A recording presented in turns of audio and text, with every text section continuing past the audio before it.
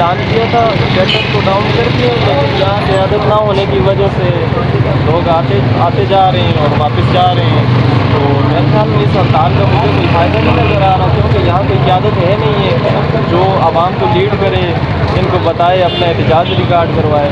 تو یہ ویسے شٹر ڈاؤن کروانے سے میرے خیال میں کوئی فائدہ ہو نہیں رہا۔ ٹھیک ہے، اگر شٹر ڈاؤن کروائے اس ٹائم سے یہاں پہ موجود ہیں؟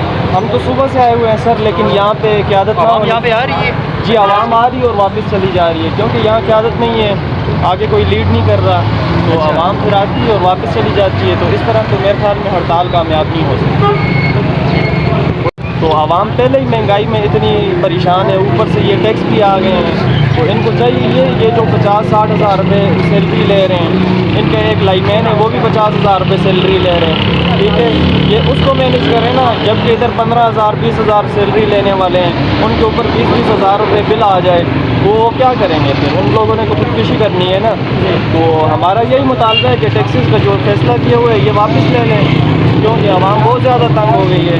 ابھی اپنا روزگار سب کچھ چھوڑ کے یہاں روڈ پہ نکلے ہوئے ہیں، یہ خوش تو نہیں ہوتے روڈ بند کرنے میں یا احتجاج کرنے میں، یہ ان کو جو پریشانی ہے اس وجہ سے نکلے ہوئے ہیں۔ تو برائے کرم اس پہ تھوڑا غور کیجیے، غریب عوام ہے، پہلے سے اتنی مہنگائی کی ہوئی ہے، تو ہمارا یہی مطالبہ ہے۔ تو لیڈر بھی آ گئے ہیں، کیونکہ آپ نے شٹر ڈاؤن کا اعلان تو کر دیا ہے، لیکن یہاں آ کے لیڈ بھی کرنا پڑتا ہے، صرف اعلان کرنے سے تو کچھ نہیں ہوتا۔